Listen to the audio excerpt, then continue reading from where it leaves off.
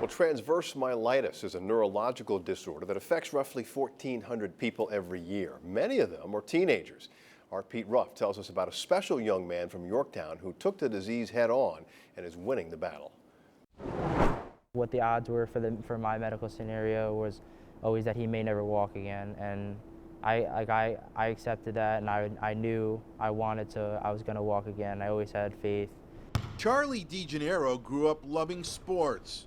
Playing basketball was at the top of the list. Back in February of 2020, Charlie was playing with some friends when his heart started beating abnormally. He was taken to a local hospital where he started losing feeling in his arms and legs. He was then moved to the ICU at Westchester Medical Center in Valhalla. So they did an MRI and they did these other types of tests, and they realized I was diagnosed with transverse myelitis, which is like an illness that attacks your spinal cord. Within a matter of hours, Charlie went from a 14-year-old playing a game of basketball to being paralyzed from his neck down, not knowing what the future holds. Charlie was eventually moved to Blythedale Children's Hospital for rehabilitation.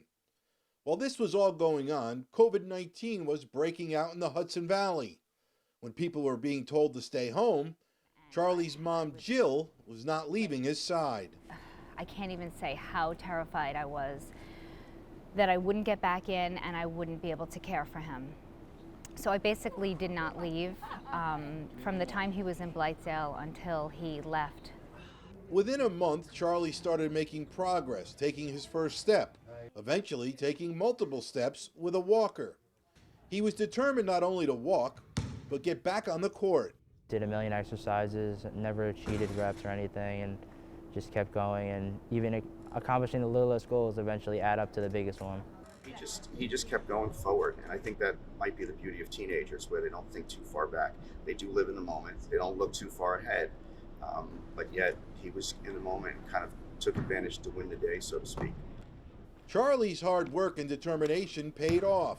He was released from Blythedale 4 months after that horrible day in February. Charlie returned to school here at Yorktown last September. He continues to rehab about 4 days a week. As for basketball, he's hoping to be a part of the Huskers varsity team next year. Reporting for News 12 Sports, I'm Pete Ruff.